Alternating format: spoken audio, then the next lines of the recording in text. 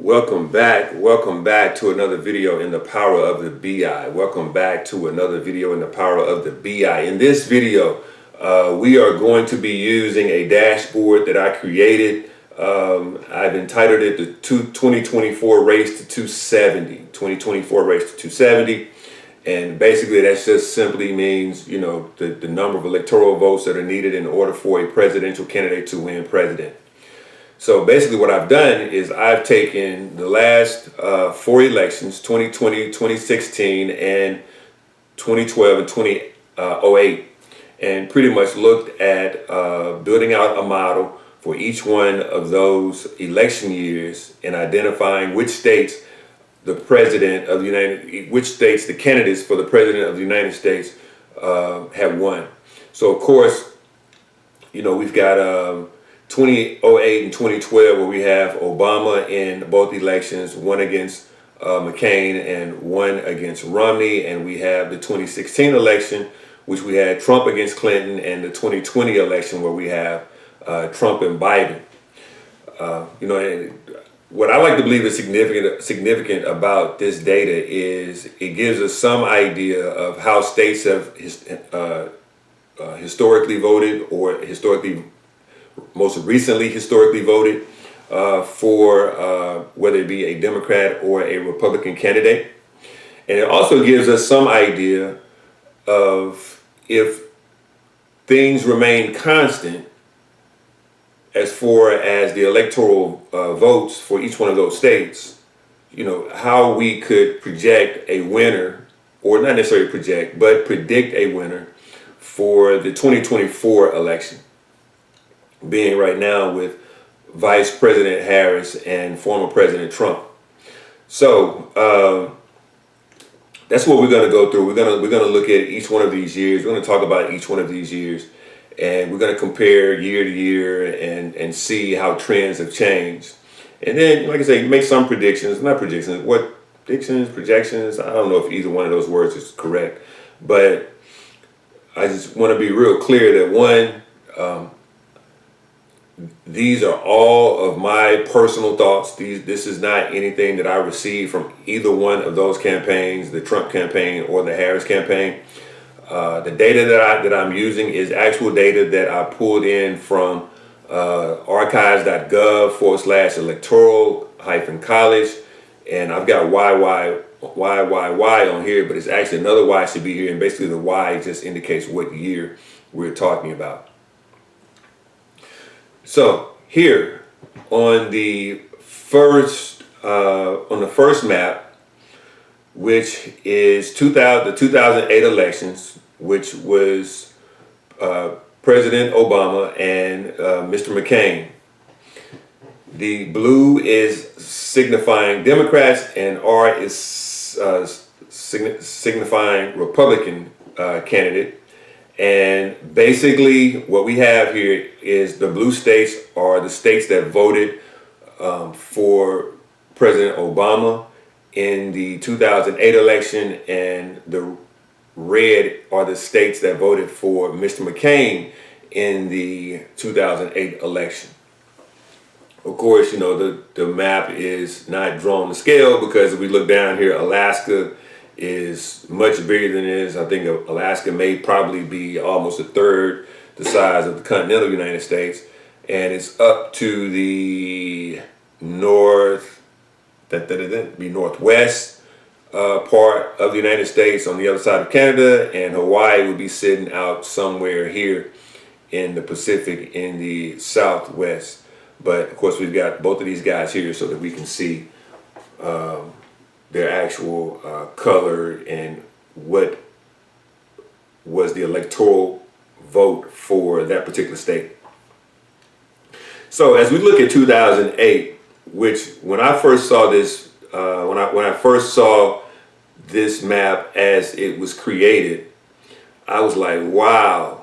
What I was really going wow off of was that President Obama pretty much swept the entire northeast corridor from Maine, which was 4 electoral votes, all the way down to Indiana, over to Illinois, back up up to Iowa and up to Minnesota and everything in between. I thought that was interesting. Also, he had a pretty good run down the Northeast corridor as he went again from Maine down to North Carolina, which he actually got Virginia and North Carolina, and he actually picked up the Florida vote. I didn't do the 2004 election, but I do remember historically Florida has had some interesting turns when it came out to the actual vote. More so, I believe, I don't remember what year it was, but when Mr. Gore was running and there were issues where Mr. Gore was claiming Florida, and I believe President Bush was claiming Florida, and it just got confusing into the last hours. But at the end of the day, this is what we have when looking at the map for President Obama, as I found this to be interesting for him to claim or to win pretty much that whole Northeast corridor and make that little V shape coming back up to Minnesota. Of course, the Northwest down to California and over to Nevada has been pretty much what I would call Democratic territory for some time. Texas and Alaska has been Republican territory for some time, and pretty much the central of the United States from Texas all the way up to North Dakota has been Republican territory for some time. And as we go through and we look at the different maps, we can pretty much validate that information that I'm giving you there is pretty solid. So in the 2008 election, President Obama received 365 electoral votes, and Mr. McCain received 173 electoral votes. Now, from a Power BI perspective, what I want you to see here is I have some of Obama and some of McCain. When I brought that data in from the tables, I did not change the name of that data that was brought in from the table. So when I brought it in, it automatically gave it the title Some of McCain and Some of Obama. What I should have done was deleted. I should have renamed that. That data from Some of to just McCain and from Some of to just Obama. If we look over here, that's pretty much what I did over here. We have Romney and Obama in 2012. This originally was Some of Romney, and this was originally Some of Obama. So I did correctly delete that out. I did correctly rename that data, those fields. So just be careful, when you're creating Power BI reports, to make sure that you want the data in the right format that it's supposed to be in, and you want to rename the data the correct values that you want to name it.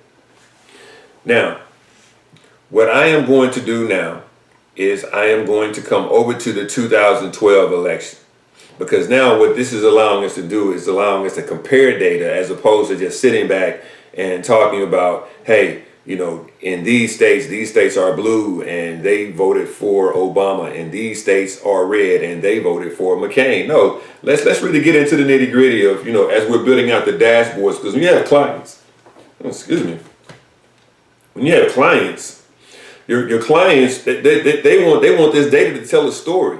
So for instance, whether this was in the 2012 election, whether this was Mr. Obama or whether or President Obama, or if this was Mr. Romney, they want to know, well, what is this data telling me? What is the story that this data is telling me? So as a data analyst, the story that I want this data to tell Mr. Obama is, or President Obama is,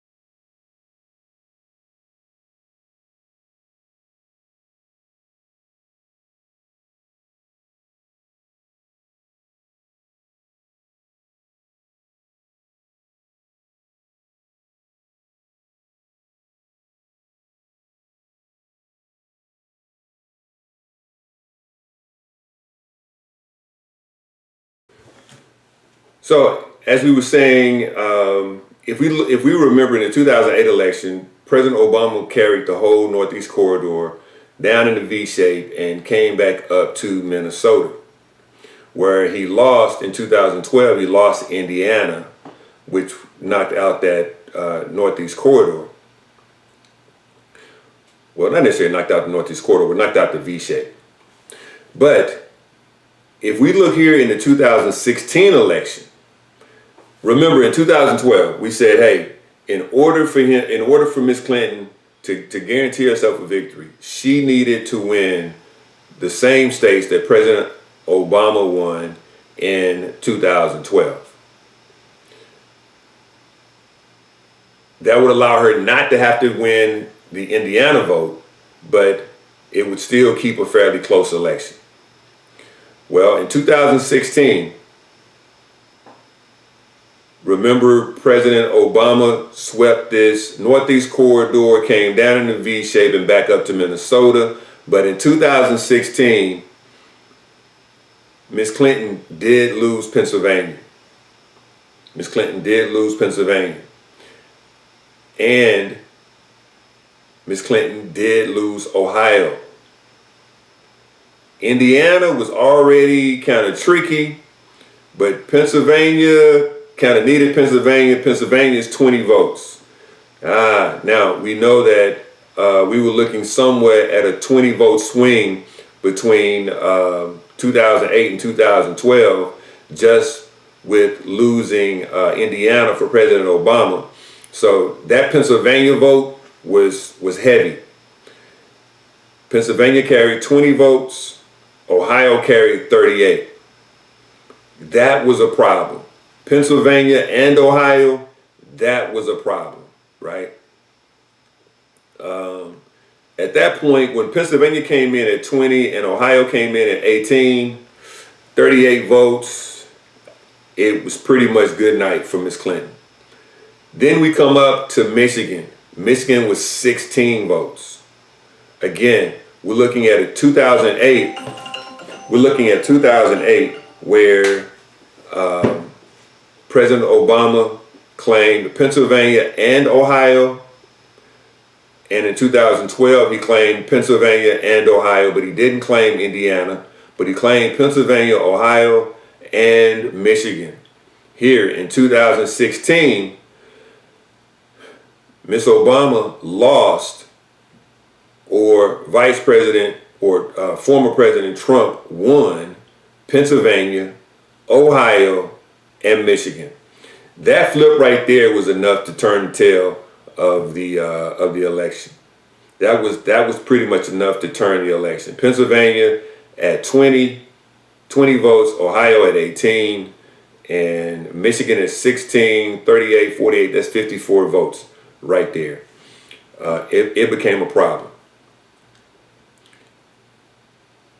Now, if we look, just comparing the other states outside of the corridor, all of these states, when I say the corridor, I'm talking about the Northeast, and it looks as if Mr. Former President Trump flipped Florida. So he flipped Florida, which was 29 votes, Pennsylvania, which was 20, Ohio, which was 18, Michigan, which was 16, and Wisconsin, which was 10. So if we look at the previous elections, from Arizona up to Idaho, up to Montana, everything in the middle, over to North Dakota, down to Texas, over to Louisiana, up to Missouri, and sweeping the South, with the exception of Florida, all of that was blue. All of that was blue. Everything else was blue. All the states I just called out were red. So these states are pretty consistent. If we look at these three maps, these states are pretty consistent. If I had to guess, just looking at these three states without looking at the 2020 election, I would pretty much predict that in 2020, all of these states are going to remain red, and all of these states are going to remain red, And all of these states here are blue. All of these are going to be blue because the mapping color is pretty much, it is the same. There is no flipping. There is no flipping from the middle of the United States to the west. From Louisiana up to Minnesota, there is no flipping. Everybody has been consistent. 2008, they were consistent. 2000, well, I don't know if they were consistent because I didn't do 2004, but 2012 to 2008, it's pretty much consistent.